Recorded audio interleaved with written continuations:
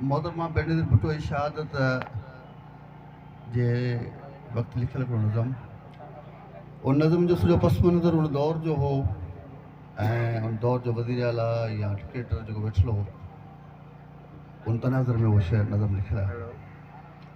त चने सर तुंहिंजी चिता न जलाई असां, चने सर तुंहिंजी चिता न जलाई असां, तॾहिं आत्मा तुंहिंजी अरबाब थी वई हली, जेका बाबुल इल्मु हुई अॻे हाणे सा दर्द जो बाब थी वई हली। लहू लाड़काणे जो एॾो वहियो सॼी सिंध सैराब थी वई हली।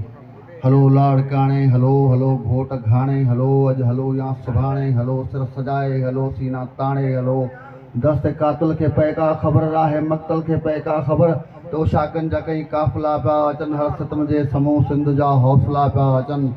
हाणे कर्नल खे चओ, हाणे जनरल खे चओ, इब्न मुलज़िम खे चओ, वक़्तु मुजरिम खे चओ, सिंध वारनि आहिनि सिर सजाए छॾिया, देस हिन वे सकारा त पाए छॾिया। ओ सितमगर सितम तो सभई आज़माए छॾिया, असांजा त कूंधर कुहाए छॾिया। मुंहिंजे ज़ुल्फ़ी खे ज़िंदान में तो रखियो, तो अकातिल असांखे कखियो, तो न इन मां सिखियो। सिंध सारी खे सूरी ते चाढ़े छॾे, ॾिसंदे ॾिसंदे असांखे त साड़े छॾे, सिंध जी सींध खे ई उजाड़े छॾे। ज़हर कातिल ॾेई नंढड़े नवाज़ खे, सिंध जे साज़ खे, मुंहिंजे आवाज़ खे ॾाढो तड़पियो हुयो, ॾाढो तरसियो हुयो, दूर बरसियो हुयो। ज़हर कातिल में थी नेठि हू ज़र्द वियो, नेठि थी सर्द वियो ऐं वधी देस जो दर्द वियो। मीर जी तोई तक़दीर में घाव गोलियूं लिखियूं, कल्ह रुनियूं अॼु रुनियूं सिंध जूं सभु अखियूं।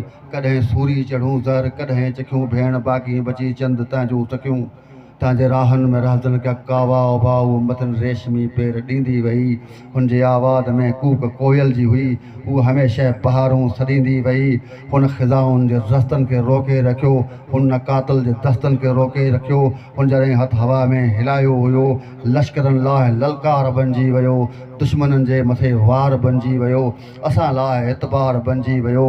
हुनजी पोती जा सारा पलव जॾहिं रत रेटा कया, सॼी सिंध सुॾकनि में वसिजी वई, असांजी त तक़दीर लटिजी वई। हुनजी पोती जा सारा पलव मुक़दस आहिनि हिन मिटी जो कसम, सिंधी जोधनि जे पटकनि जे वर खां मथे, हिन नगर खां मथे, पर भला छा कजे। राह जे रहजनि वक़्त जे कातिलनि हिकु लिकी वार कयो, उन वार आ सिंध राणी खे अॼु धार कयो। हूअ त मारी बि हुई, हूअ त मोमल बि हुई, हूअ त ससुई बि हुई, हूअ त सोमल बि हुई, भेण दोदे जी हुई, हूअ त बाघल बि हुई। मूंखे आहे ख़बर, मां त ॼाणा बि थो, मां सुञाणा बि थो, वक़्तु यज़दा जो न आहे यज़ीदनि जो आहे। जेको दुश्मन सुञाणे नथो, ॾोह उन जे ई दीदनि जो आहे। हिन उफ़क़ जे मथे, हिन शफ़क़ जे मथे रंग मुंहिंजे शहीदनि जो आहे। दोस्तो साथियो हौसले सां हलो, वहशतुनि जे साम्हूं वलवले सां हलो, अॼु शहीदनि जे हिन काफ़िले सां हलो।